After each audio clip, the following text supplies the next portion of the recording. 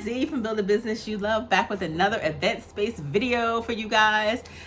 This one is actually something that you should not do with your contracts, okay? We're talking contracts today. We're talking about event space contracts in particular, and we're talking about why you should not use ChatGPT and AI only to build your contract.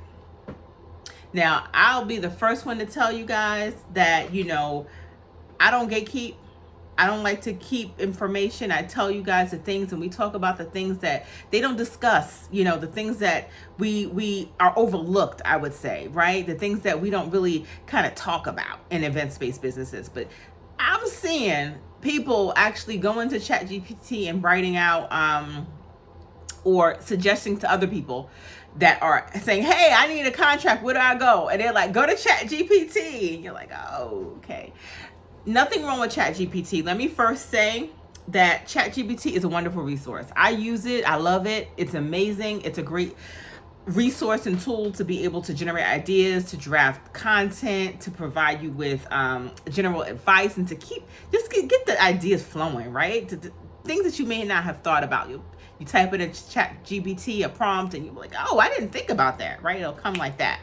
But when it comes to actually building your contract, you need to think of it in two parts for an event-based contract. You need to think of it as the legal side. So the side where, you're protecting you as a business and you as a personal person, as an individual person. So the legal side, and you need to also think about the do's and don'ts and the things that you want to put in there that can violate the contract because you don't want the customer to actually do things, right? So the expectations of you, the expectations of them should also be in that contract. So it's two sides of it, right? The legal side and the expectations and do's and don'ts, right? Make that clear.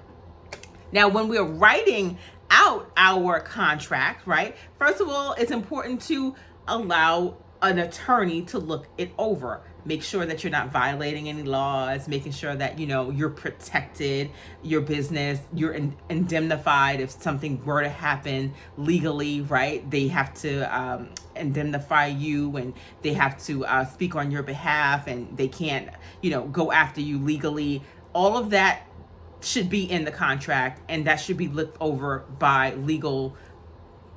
Most definitely. That's first and foremost. So we're not going to even get into that part. We're getting into the part where the do's and don'ts, right? No kid play or no horse play for the kids. And if the child is running around without supervision, then the party or the event or whatever it is you're having, the meeting can be canceled. We're talking about, the language in there that should be where you are allowing your customers to understand that a retainer, what it is, and they cannot receive the money back once they've booked. We're talking about language in there that should talk or explain to them that once they've given you the money, right, they cannot then come back and say, hey, I booked somewhere else, I want a refund, right? Things that should protect you as a business owner that may not necessarily be legal, right? So it's kind of like two flips of the coin, two sides of the contract. So you can utilize ChatGPT absolutely for certain things, but have your lawyer look over it, have a legal someone look over it, and they have a bunch of online resources, guys, for so they can look over the contract. So you could make sure that you're protected and all of that good stuff that I mentioned earlier. But then the other side, and a lot of the other side is also based on experiences, because your contract is a living, breathing document. So as soon as something happens, you're gonna put that in your contract. Somebody puts a hole in the wall. Nope, we can't do this anymore. Even though nothing on the wall should already be in your contract. If you guys were a part of my course and purchased a course, you would know that.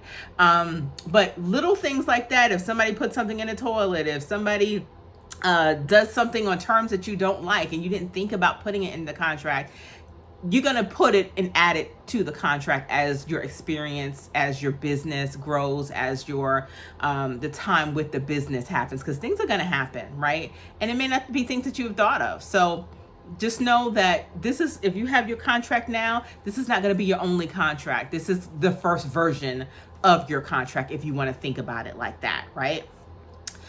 Also, I want you to understand that when doing your contract, writing your contract, you should actually make sure that you have the legal side, like I said, the side that sets the expectations. And you need to also make sure that, it doesn't violate any critical clauses or laws or anything like that that is against, the laws of your state or your county. Okay. So things that, when we talk about enforceability, if they violate the contract, being able to enforce whatever the repercussions of not going by the contract and the repercussions of violating the contract, what that is, but being able to enforce it based on the state laws. Okay. So all of that needs to be into the contract. ChatGPT can't do all of that. Okay. If you're interested in my event space course, it teaches you how to start, operate, and manage an event space. There's a link below that you can get $100 off right now. Be sure to check it out. It's a really great course. It teaches you from mindset, not even from start, from getting your mind right. Okay. Then starting finances, getting funding, all of that good stuff is in there. Management, operations. Be sure to check that course out. I'm Z from Build the Business You Love. And if you haven't subscribed, be sure to do so. Talk to you guys later.